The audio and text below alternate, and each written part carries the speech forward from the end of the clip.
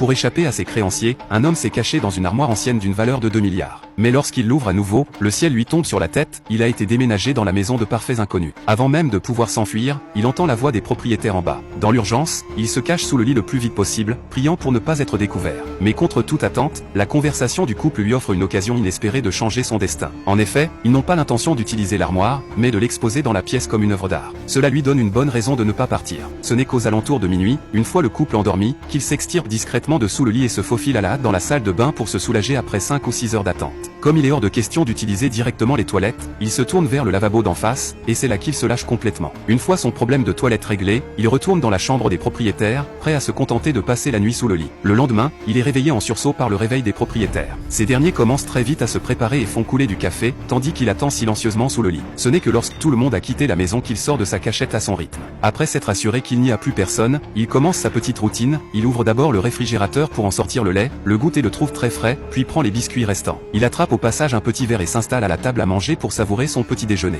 Une fois rassasié, il se met à laver le verre qu'il a utilisé. Mais en voyant les assiettes non lavées laissées par les propriétaires, il se met machinalement à les nettoyer. Il faut bien l'avouer, son niveau de minutie n'a rien à envier à celui d'une vraie femme de ménage. Mais ses qualités ne s'arrêtent pas là. Il se rend ensuite dans le débarras et, après une rapide inspection, une idée audacieuse lui traverse l'esprit. Il enfile une tenue de sport un peu moulante, trouve une cassette audio et la lance directement dans le lecteur. Ce qu'il va faire ensuite dépasse tout bonnement l'entendement, il déplace l'immense armoire ancienne, retire carrément les portes arrière, puis démonte le panneau du fond de l'armoire antique pour la relier au placard encastré de la maison. Il crée ainsi un passage secret flexible qui lui permet d'entrer et de sortir à sa guise. Soudain, un bruit étrange retentit à l'extérieur. Il se dépêche de suspendre les vêtements des propriétaires, puis se glisse dans le placard jusqu'à la grande armoire du fond, avant de replacer le panneau arrière de l'armoire antique et de le fixer avec un petit loquet en bois. Il pensait son plan infaillible, ignorant totalement qu'il avait déjà laissé des traces indélébiles dans cette maison. Dès son retour, la femme remarque immédiatement que quelque chose cloche, la cuisine, qui était en désordre, est aujourd'hui d'une propreté éclatante, et même les tasses et les ustensiles sont parfaitement rangés. Le soir venu, elle fait part de cette chose étrange à son mari, mais celui-ci pense qu'elle est peut-être malade et que sa mémoire commence à flancher. La femme n'y prête donc plus attention. Cependant, le lendemain, elle laisse délibérément les assiettes sales. Et une fois tout le monde parti, l'homme sort à nouveau de son placard et commence sa nouvelle journée. Cette fois-ci, pour ne pas être repéré de l'extérieur, il tire directement les rideaux.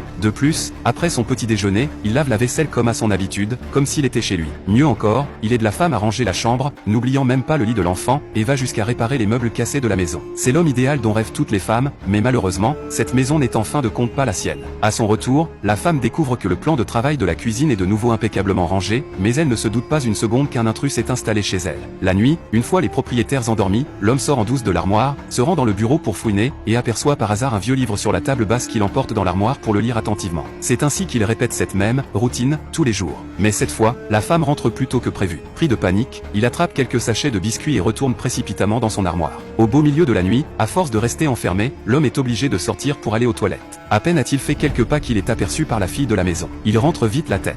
Alors qu'il se croit démasqué, la jeune fille pense avoir eu une hallucination, fait demi-tour et s'en va. L'homme peut enfin relâcher la pression. Jusqu'au lendemain, où un appel de la femme lui glace le sang. Elle confie à sa mère qu'elle a l'impression qu'il y a une autre présence dans la maison. Depuis qu'ils ont ramené l'armoire du grand-père, quelqu'un fait toujours son lit, fait la vaisselle et nettoie la maison de fond en comble. Elle est persuadée que c'est l'esprit de son grand-père. Lorsque la femme mentionne le livre qu'elle était en train de lire, la curiosité de l'homme est piquée à vif. Profitant de l'absence des propriétaires, il se rend dans le bureau pour chercher le fameux livre. En l'ouvrant, il y découvre un manuscrit caché, accompagné d'une photo de la femme et de son frère. En réalité, cette vieille armoire est un héritage laissé par le grand-père à sa mort, et ce meuble d'apparence banale renferme toute la nostalgie de la femme pour son frère. À chaque fois qu'elle rencontrait des contrariétés, elle se cachait dans l'armoire avec son frère pour jouer et apaiser ses angoisses. Mais quand on parle du loup, on en voit la queue. Ce jour-là, la femme ouvre soudainement l'armoire et s'y cache comme lorsqu'elle était enfant. Pour retrouver ses souvenirs d'enfance, elle referme même la dernière porte du placard, et se met à parler toute seule à l'intérieur pour confier ses secrets. Ce qu'elle ignore, c'est que l'homme entend toutes ses confessions intimes, et il en vient même à avoir de la peine pour elle. Il apprend que son frère est mort accidentellement à l'âge de 11 ans, ce qui a poussé la femme à croire que le fantôme de son frère hantait l'armoire et que c'était lui qui faisait toutes les tâches ménagères. Cette armoire est devenue son pilier psychologique. Sans pouvoir s'en empêcher, l'homme effleure l'armoire, ce qui fait sursauter la femme.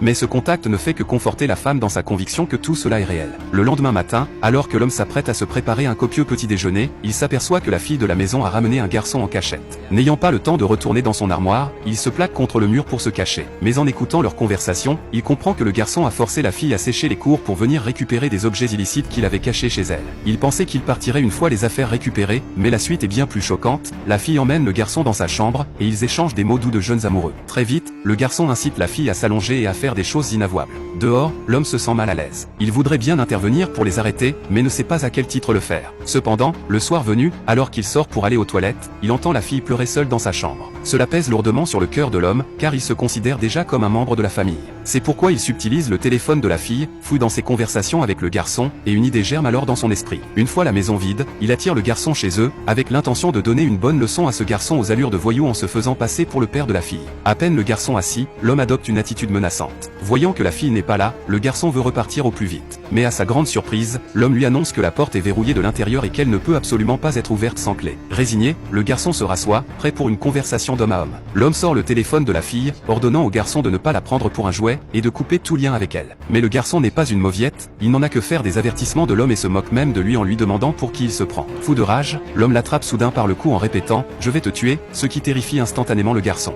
Dans la foulée, il prend le téléphone de la fille et menace d'appeler les parents du garçon. Celui-ci s'écrase aussitôt et promet de ne plus jamais contacter la fille. Voyant que son plan a fonctionné, l'homme lui ordonne de quitter la maison au plus vite. De toute évidence, en tant que parent, l'homme a parfaitement tenu son rôle. Mais à quoi bon? Après tout, il ne reste qu'un étranger dans cette maison. Cependant, les accidents arrivent toujours sans prévenir. Très vite, l'avertissement de l'homme au garçon commence à déchirer cette famille. La fille est persuadée que c'est l'œuvre de son propre père, mais celui-ci n'est au courant de rien, ce qui crée de profonds préjugés chez la fille, convaincue que son père a brisé sa belle histoire d'amour. Cette situation angoisse également la maîtresse de maison, qui appelle sa mère pour se confier. Sa mère lui conseille alors de sortir prendre l'air pour essayer d'apaiser le cœur épuisé de sa fille. Pendant ce temps, caché dans son armoire, l'homme voit soudain émerger une idée terrifiante.